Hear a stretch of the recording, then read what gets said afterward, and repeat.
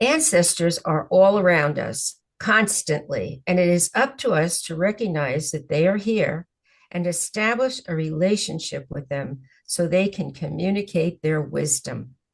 We have to open up these lines of communication, and this podcast is going to help you do that. Thank you, Betty. Hello, and welcome to Two Crones and a Microphone. I am Linda. I am Betty. And I am Sally. As cultural midwives, our podcast offers guidance and teachings to those seeking wisdom from us as experienced crones. We utilize effective methods to connect with ourselves and our surroundings, and we embrace spirituality as a source of resilience and empowerment. We're so excited about this topic. Wow. There's so much to say about it. We can't possibly cover it all in this one. But just a reminder, this is our third podcast of the year for year 3. In 2024, as part of our third year, we will continue to implement updates around our new theme, Finding Joy, Honoring Ourselves. Please see our website for in-person and online classes. And that website is twocronesandamicrophone.com. And don't forget to support us by subscribing to our podcast. We're also super excited to have our YouTube channel up and running. Go to YouTube and look for the two owls under Two Crones and a Microphone. So, Betty, what do you have to say here? Well, I think that we all communicate with the ancestors. We're just not aware of it. And it wasn't until I met Oshana that she gave us teachings on how to really hone in on this and taught us how to read sign so that we knew that the ancestors were around us because they're always trying to get our attention. And we're just like off in la la land, not even, we think, oh, that book fell down. I'll just have to put it back. Or that song came on the radio. Okay, yeah, that reminds me of so and so. But we don't go any deeper than that. So I really credit Oshana with the one who helped me establish that communication with my ancestors.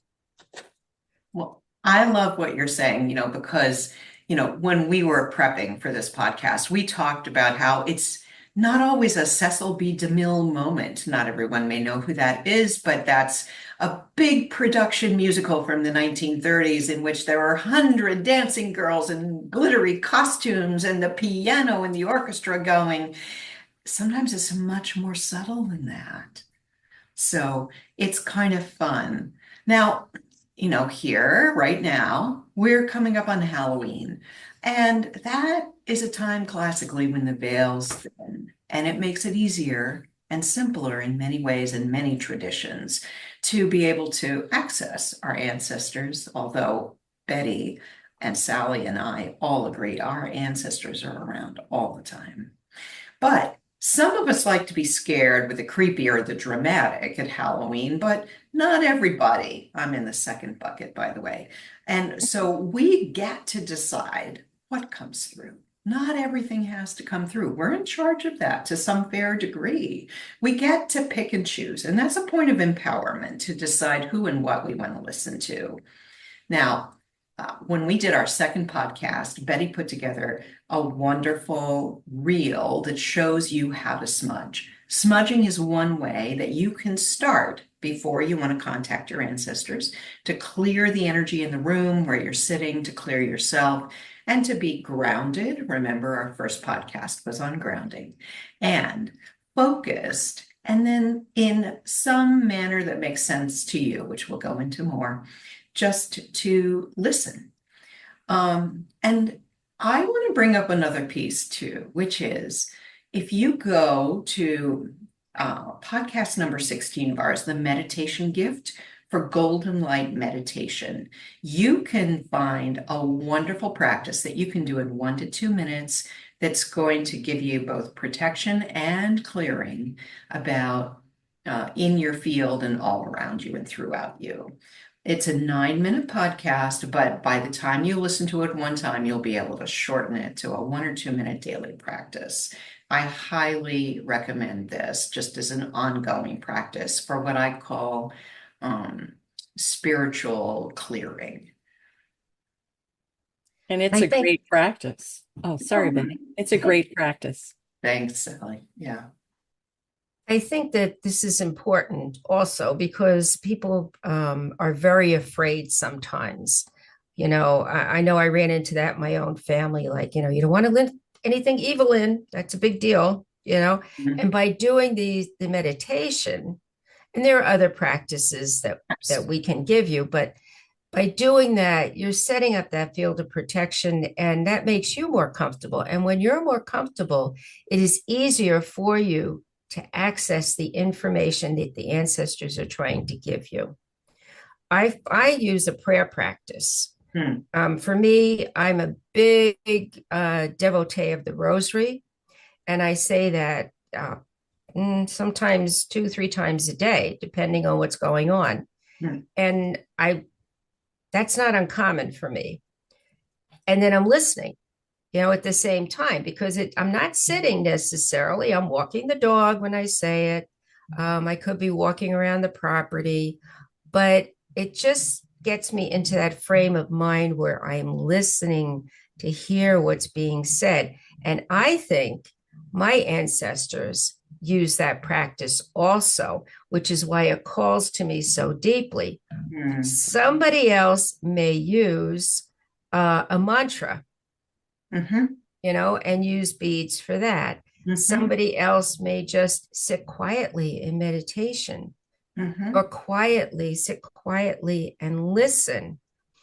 What you're doing is you're just bringing in that wisdom that the ancestors are trying to impart to you and letting you know that they're there to help you.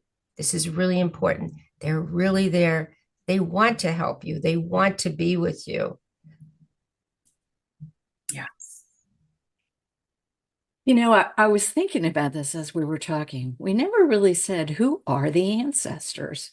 Ah, Ah, great question. Yeah. yeah. Good. And I'm thinking, maybe we need to just say, so I think of ancestors in different ways. I mean, the obvious ancestors, right? Our parents, our grandparents, our aunties, our uncles, Mhm. those people who have come before us, many who have crossed the veils and gone to the other side, or in the vernacular, right? They have died and made, right, are Yeah. still in connection with Mhm. us if we choose for them to be.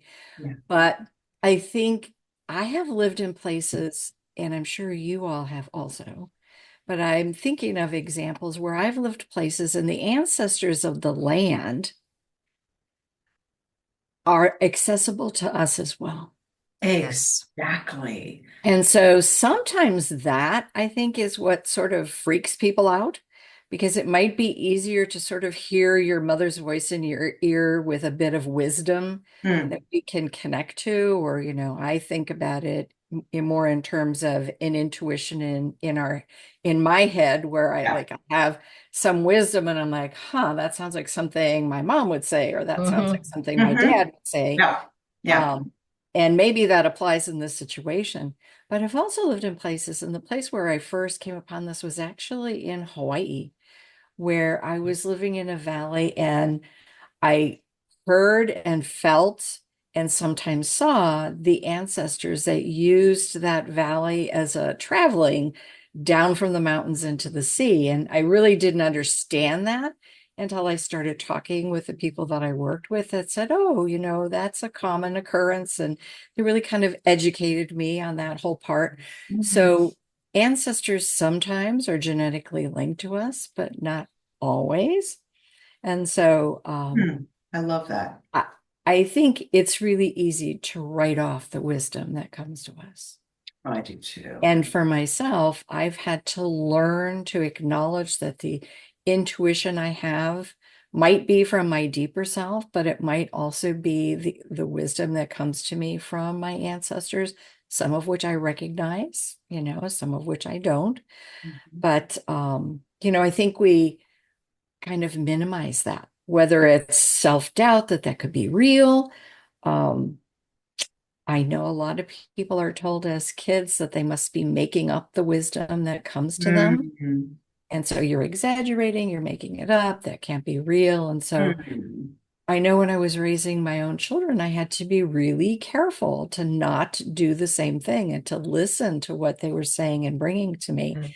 and to just acknowledge that for them, that was reality. So I didn't teach them to doubt their inner wisdoms or Right. to doubt, whether it's ancestors speaking to them or not. So, and Oshna used to talk about that as well. I think the part that kind of clued me into the land piece is she used to say that if one ancestor is buried in the land, that's the land that you live in. Mm. Yes. And so then you have access to that wisdom that comes from that land and from the peoples that have lived there before. That's right. So yeah, so ancestors can have, I think, a variation. And I know I sort of went off script with that because as we were talking, it popped into my head. We're not really talking about the range of who are those ancestors, anyways.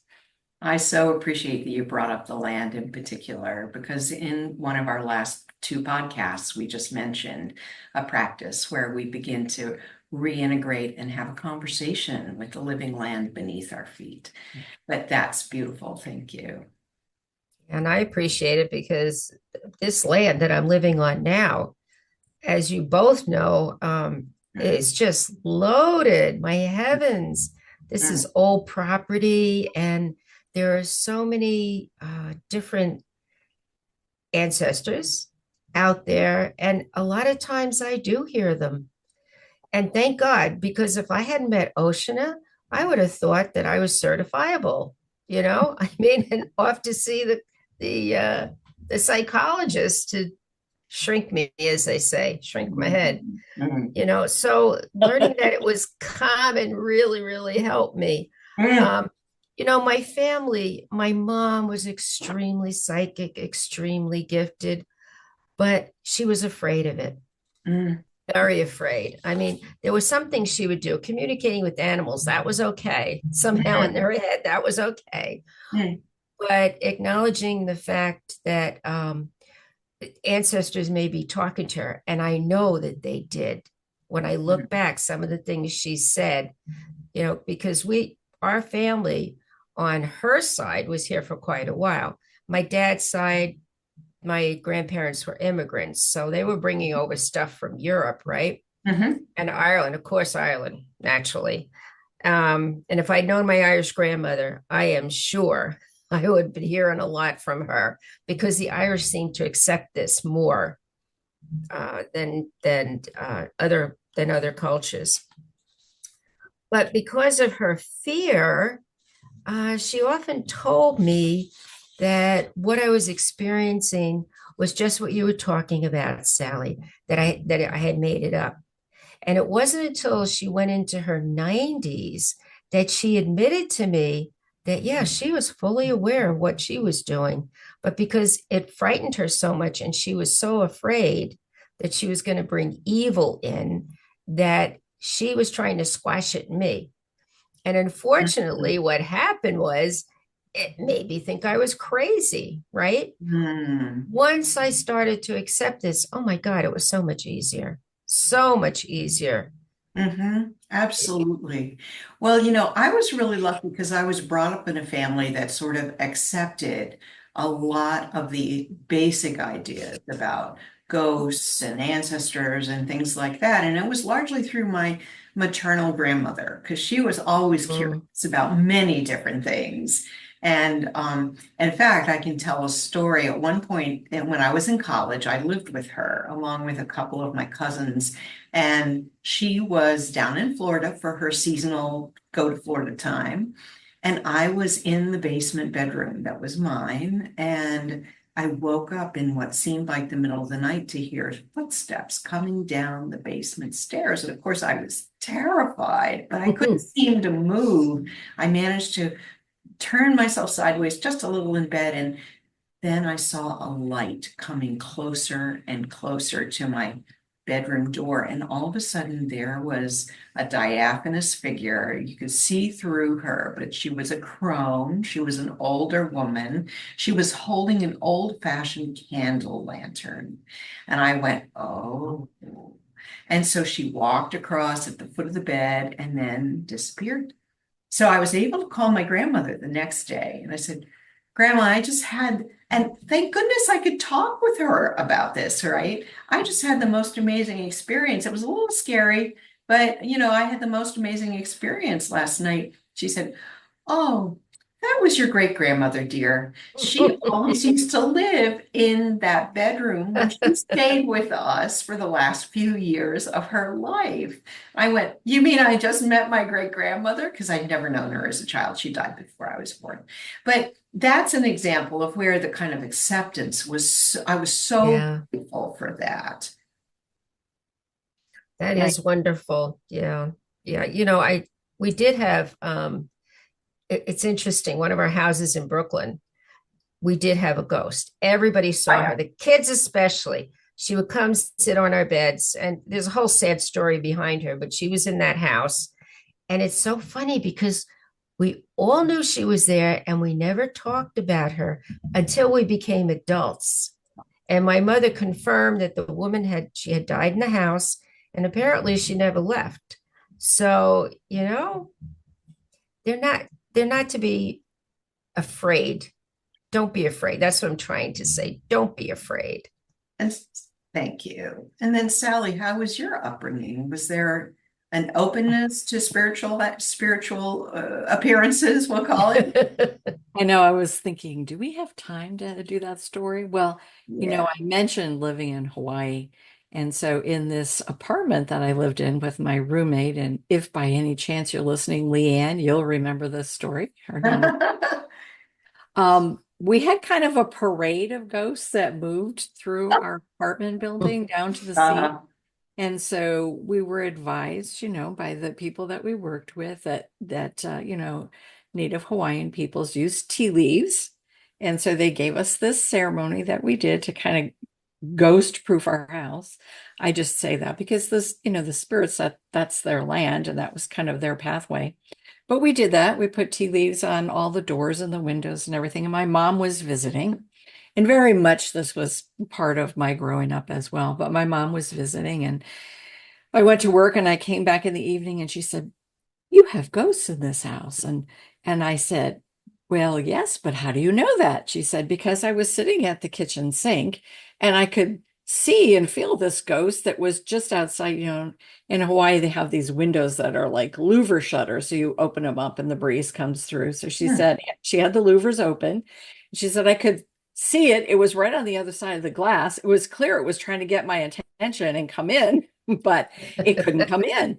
And I said, Well, yeah, that's the tea leaves that we have on all the doors and windows. So we had this great discussion about the ghosts and the energies there. But that was something I think that was really common in my growing up and pretty much accepted. And some members of my family kind of embrace their ability to access. I think of it as accessing that information. Like, am exactly. I Yes. open enough Yes. to access the information? And, sometimes it's scary. I've had experiences that are kind of scary, and I've had to sort of, you know, do that golden light meditation. I think about it as surrounding myself in Mhm. love and light so that I'm Mhm. Sure. protected. And, but it can be scary. And so I get that it's been for me a lifelong process of sort of accepting that information and those things Yeah. that might be there and not being frightened by it. Yeah. So, I invite listeners to consider that where they are in their own journey with that information, right? Because Absolutely. we're all in different places. Yeah. Exactly. Yeah. And I just want to bring us back to the ancestors too. I mean, my ancestors, and I'm sure yours also, have really shown up when I've called upon them. In Absolutely. particular, my Aunt Seal, Mm. she's there. She's like, I don't know what I'm doing here, but and if I have a problem, particularly something like with my dad, say, if I'm having a financial dilemma, I will call him because Mhm. he knew about finances. And I'd say, Dad, what am I going to do about this? And I may not get an answer right away, but while I'm doing the dishes or, running the vacuum, Mhm. all of a sudden it pops into my head, well, you have to call so and so or move the money from here to there, Wow. and it absolutely works. I mean, my great great grandmother I have called upon. Now, I knew her as a young child, Wow. but she's the one that the women in the family really turned to. And that's a whole story in itself because she was so strong. I mean, what she went through and what she was able to accomplish Mm. is unbelievable. So Mm. when I start, and my mom did this when my dad died, she had a very hard time coping.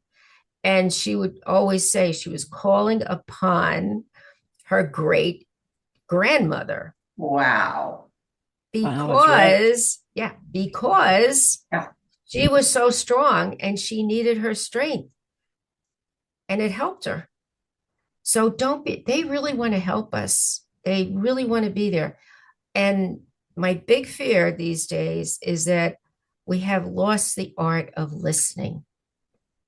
All The right. children have lost it. Even young adults have lost it.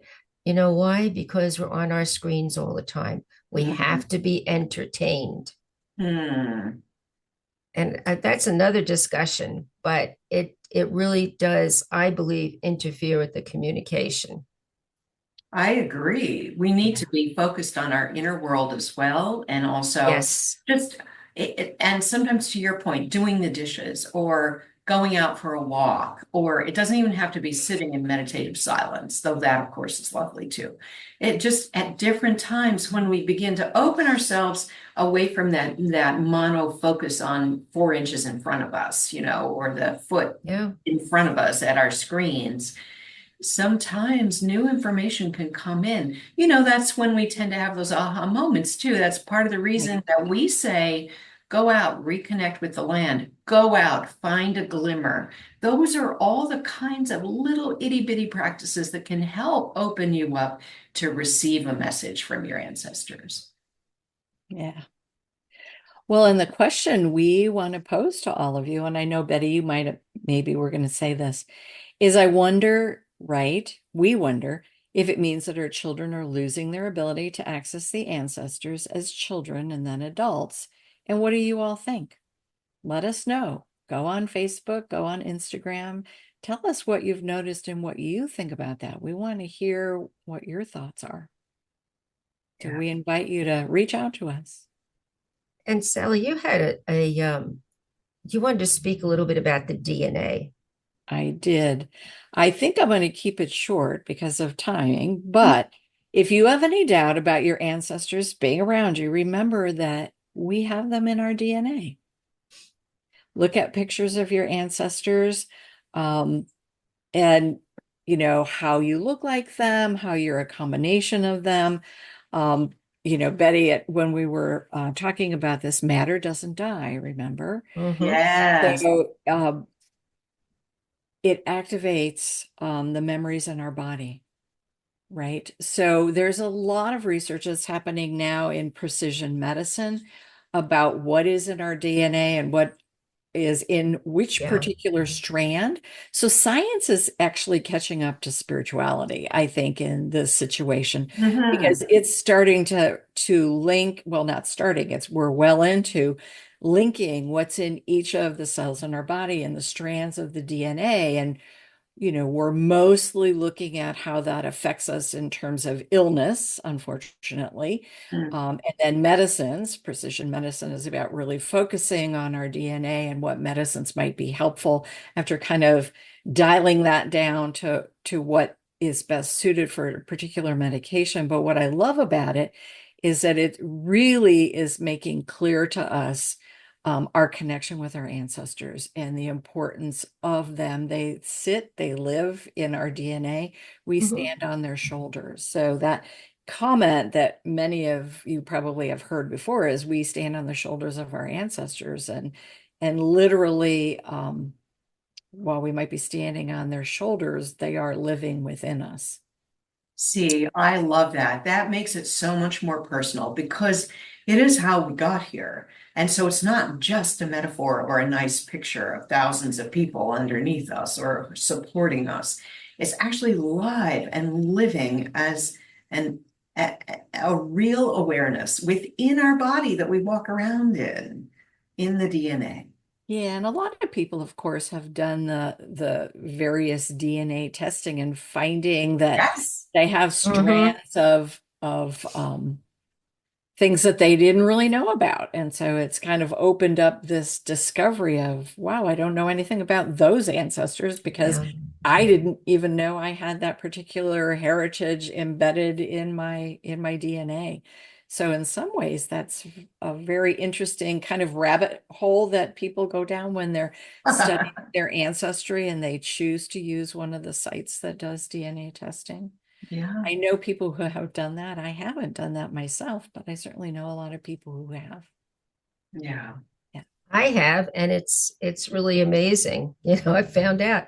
Yeah, I'm mostly Irish, mostly Celtic.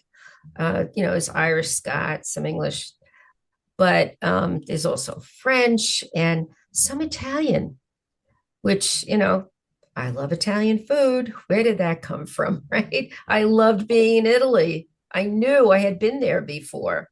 You found So the Temple of Minerva in Italy. I did. Yeah. It's I now remember that a story. church dedicated to Mary. So, Yeah. speaking of churches, and um, one of the things we wanted you to do for your wisdom practice, and something that I have done, and I believe Linda and Sally also have done, Mhm. is building an ancestor altar. Now, my altar really consists of my photos of my recent ancestors, I would say, like my grandfather, my mom and dad, of course, those who have crossed over.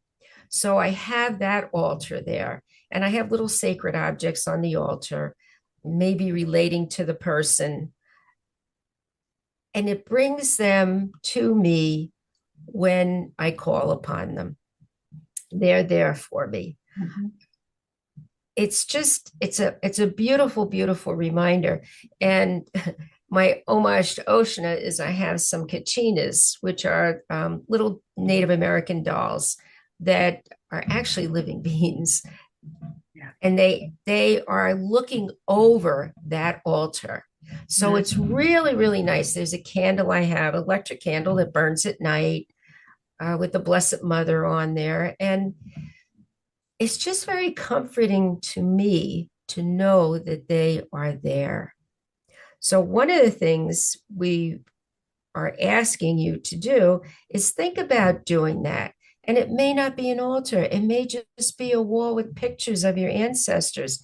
A Sure. lot of people have that. I don't know, Linda, do you have your own way of honoring your ancestors in your home?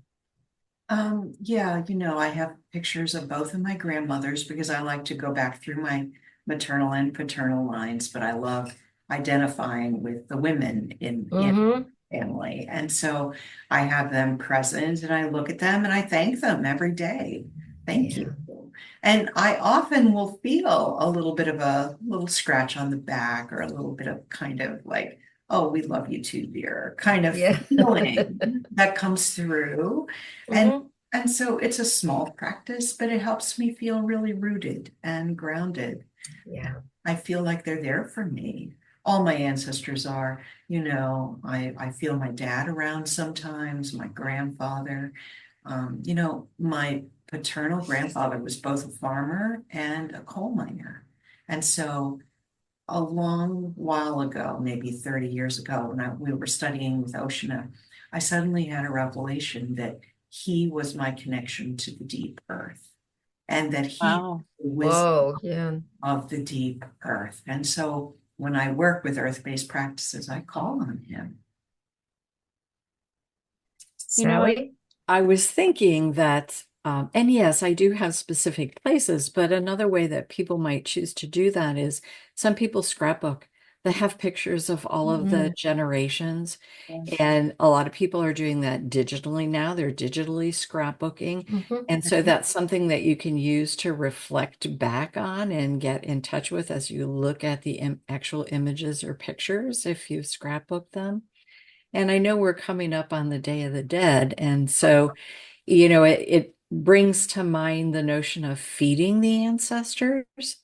Because Yes. in some of Yeah. the more traditional altars that are set up specifically for the Day of the Dead and then maybe Yes. removed after that, there's always food that's actually in that Mhm. place with pictures and images and things that our relatives have maybe left for us, our ancestors have left for us.